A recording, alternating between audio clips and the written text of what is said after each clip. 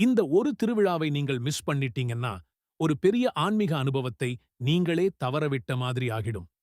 உலகம் முழுக்க பக்தர்கள் காத்திருக்கும் மதுரையின் பிரமாண்டமான சித்திரை திருவிழா இப்போது கோலாகலமாக ஆரம்பமாகிவிட்டது.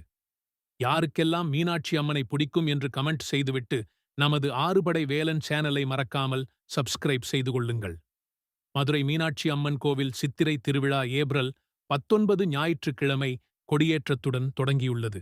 தினமும் மீனாட்சி அம்மனும் சுந்தரேஸ்வரரும் வெவ்வேறு வாகனங்களில் அழகான அலங்காரங்களுடன் திருவீதிகளில் உலா வந்து பக்தர்களுக்கு தரிசனம் அளிக்கிறார்கள். இந்த திருவிழாவின் முக்கிய நிகழ்ச்சிகளான ஏப்ரல் 26 மாலை 7 மணி முதல் 7:30 மணிக்குள் மீனாட்சி அம்மனுக்கு பட்டாபிஷேகம் நடைபெறும்.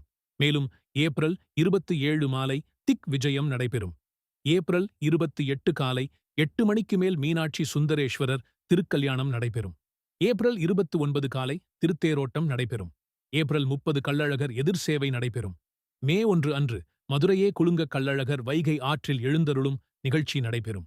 மதுரையின் ராணி, மகாராணி, பட்டத்தரசி போல பல்வேறு கோலங்களில் அருள்பாலிக்கும் நம்ம மீனாட்சி அம்மனை இந்த சித்திரை திருவிழாவில் வந்து தரிசித்து அம்மனின் அருளைப் பெறுங்கள்.